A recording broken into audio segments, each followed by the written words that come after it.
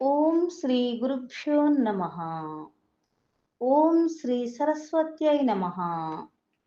ABB Subbarao గారి ఆధ్యాత్మిక బృందం వారి సౌజన్యంతో వైశాఖ పురాణం 6వ అధ్యాయం జలదాన మహత్యము గృహగోధిక కథ.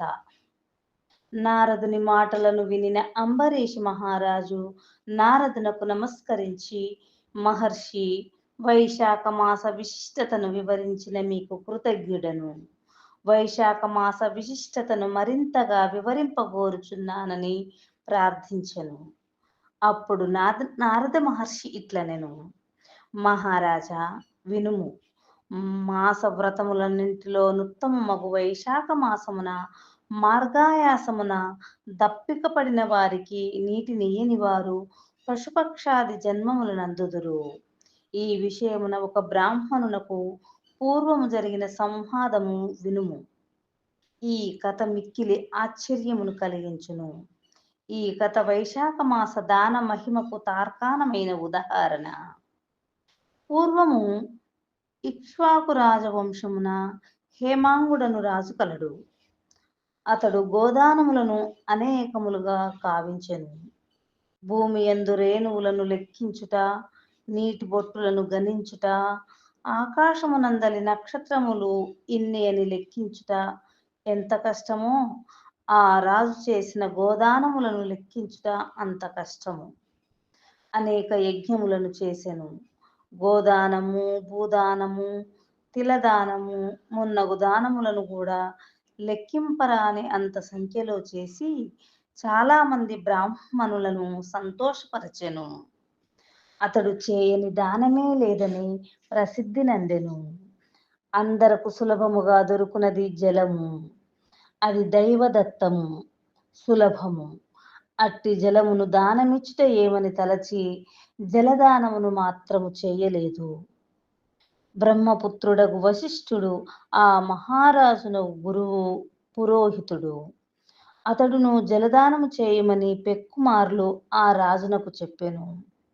నీరు అమూల్యమైనది. అట్టి దానిని దానమిచ్చినచో విలువైన ఫలితమేమి వచ్చును?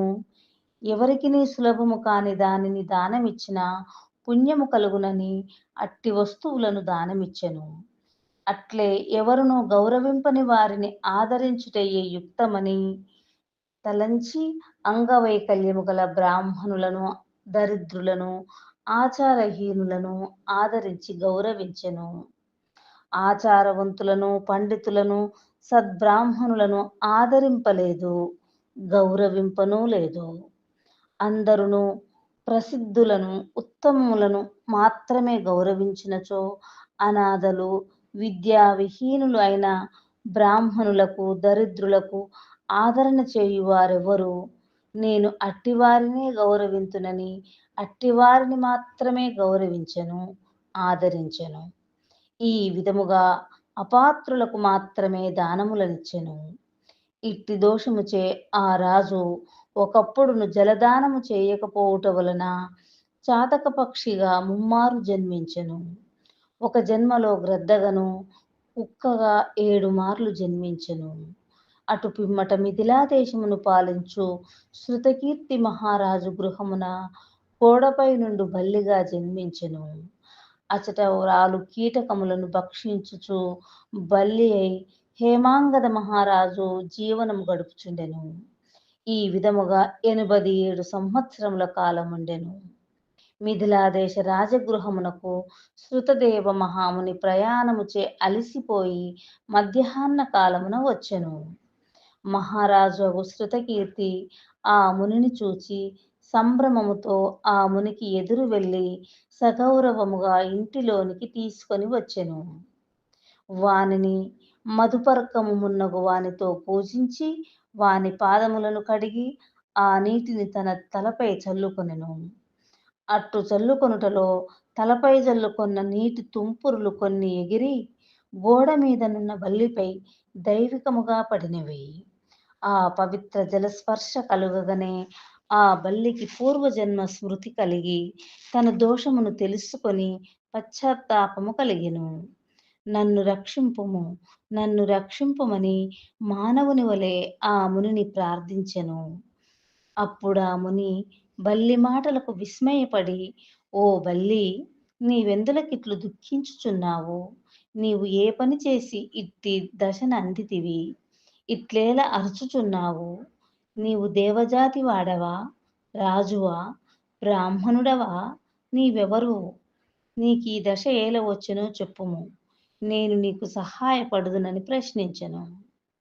శృతదేవుని మాటలను విన్న బల్లి రూపమున ఉన్న హేమాంగద మహారాజు, "మహాత్మా, నేను ఇక్ష్వాకు కులమున జన్మించిన హేమాంగుదుడను ప్రభువును. వేదశాస్త్ర విశారదుడను. భూమి యందలి రేణువులెన్నియుండునో, నీటి యందు జలబిందువులెన్నియుండునో, ఆకాశమున ఎన్ని నక్షత్రములుండునో అన్ని గోవులను అసంఖ్యాకముగా దానమిచ్చితిని. అన్ని యజ్ఞములను చేసితిని. చెరువులు మున్నగు వానిని త్రవ్వించితిని. సర్వ విధములగు దానములను చేసితిని. చెరువులు మున్నగు వానిని త్రవ్వించితిని. సర్వ విధములగు దానములను చేసితిని. ధర్మముగా రాజ్యమును పాలించితిని. నేనిన్ని సత్కర్మలనాచరించినను ముమ్మారు చాతక పక్షిగను, గ్రద్దగను, 7 మార్లు కుక్కగను, ప్రస్తుతము బల్లిగను జన్మించితిని. ఈ మహారాజు నీ పాదములను కడిగిన పవిత్ర జలమును తనపై చల్లుకొనుచుండగా కొన్ని నీటి తుంపరలు నాపై బడి నాకు పూర్వజన్మ స్మరణము కలిగినది.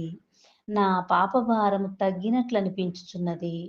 కాని నేనింకను 27 మార్లు బల్లిగా జన్మించవలసి ఉన్నట్లుగా నాకు తోచుచున్నది. నాకీ విధమైన బల్లిగా జన్మ పరంపర ఎట్లు తొలగునాయని భయము కలుగుచున్నది.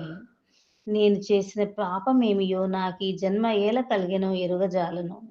దయ ఉంచి నాకీ జన్మలు కలుగుటకు కారణమైన పాపమును, ఆ పాపము పోవు విధానమును చెప్పగోరుచున్నామని ప్రార్థించెను.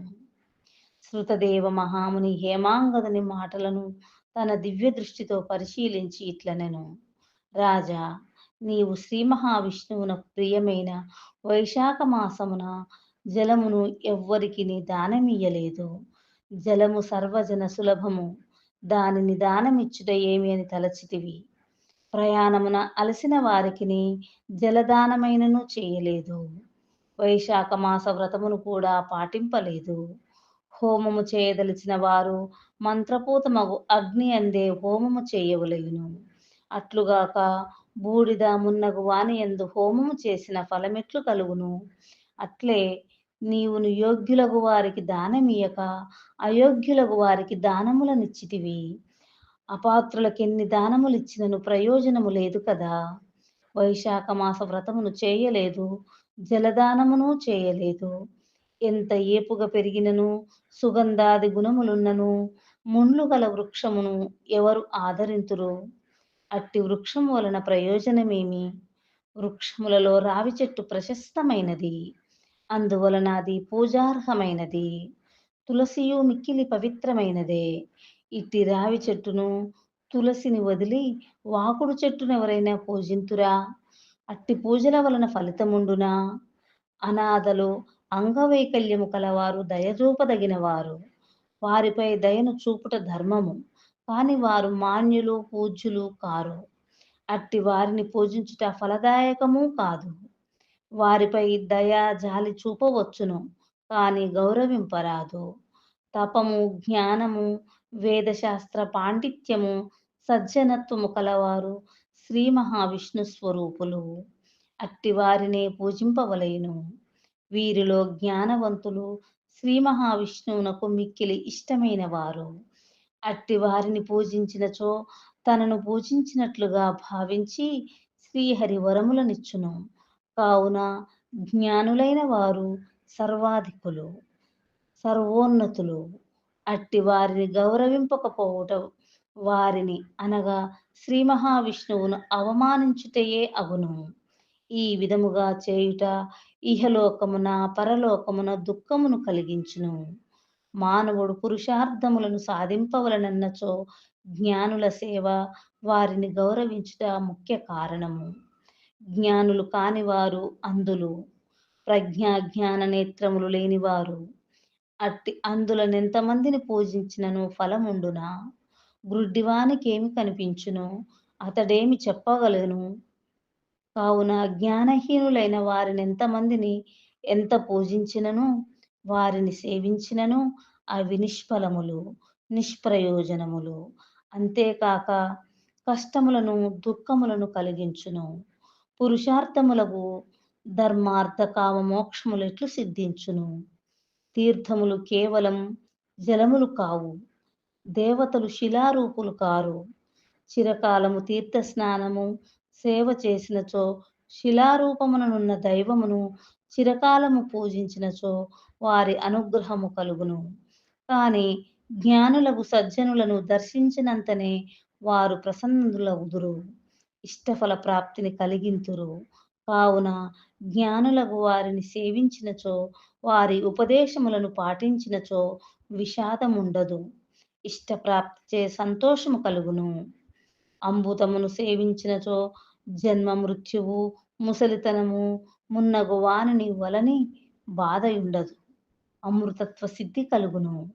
హేమాంగద మహారాజా, నీవు వైశాఖ మాస వ్రతమును ఆచరింపలేదు, జలదానము చేయలేదు, జ్ఞానులకు వారిని సేవింపలేదు.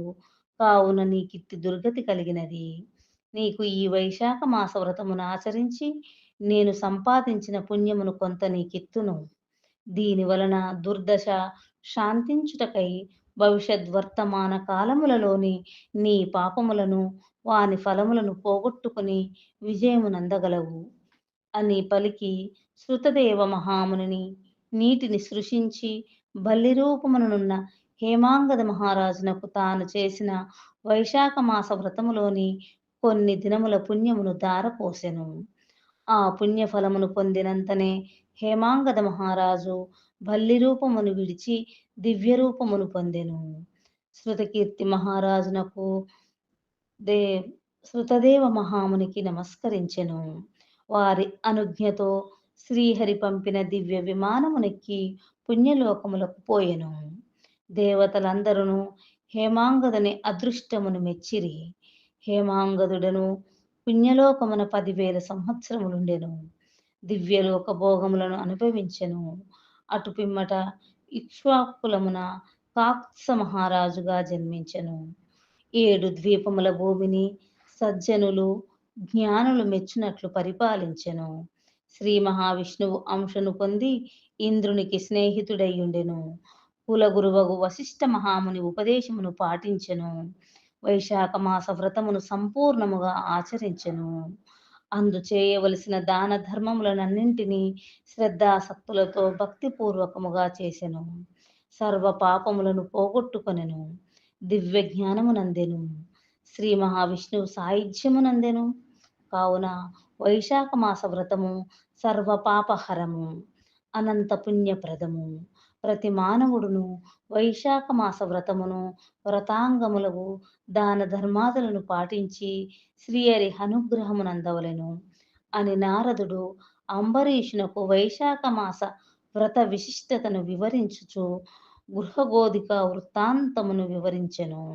వైశాఖ పురాణం 6వ అధ్యాయం సంపూర్ణం. సర్వం శ్రీకృష్ణార్పణమస్తు. హరి ఓం. ఓం శ్రీ గురుభ్యో నమః.